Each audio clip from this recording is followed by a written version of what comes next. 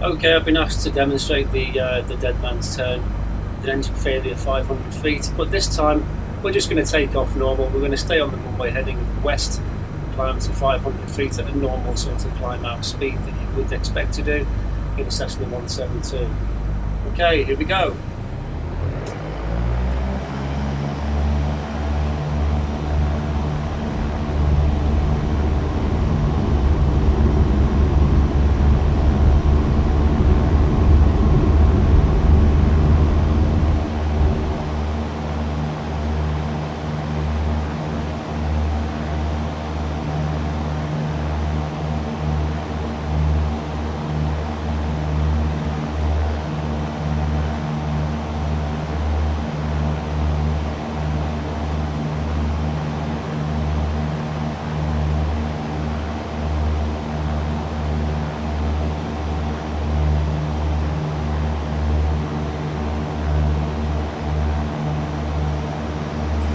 And there's the engine failure.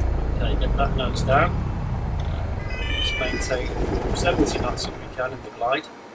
It's the best glide angle for the 172.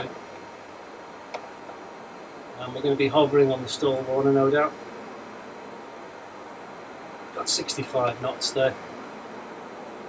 70 knots. Coming around, there's the threshold. Let's get it straight. No flaps down at all at this point. Okay, over the threshold.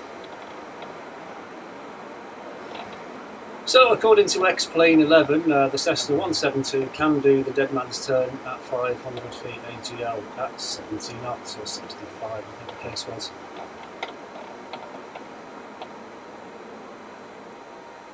Now whether the real aeroplane can do that, I doubt very much.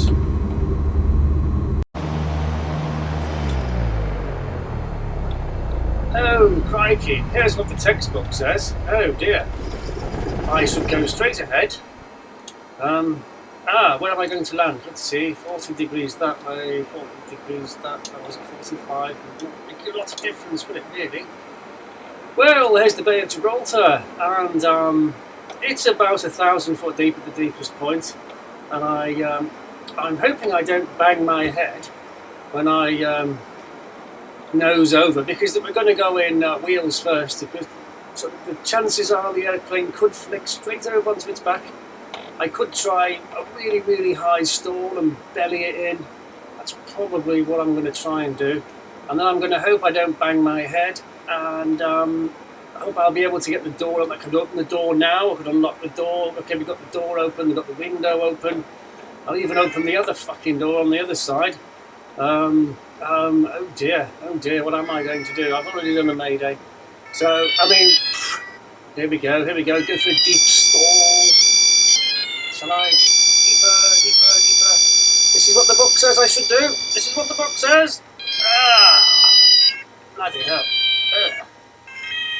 But I'm not sure that simulated crash went particularly authentically. I think I could get out of there and swim away. What?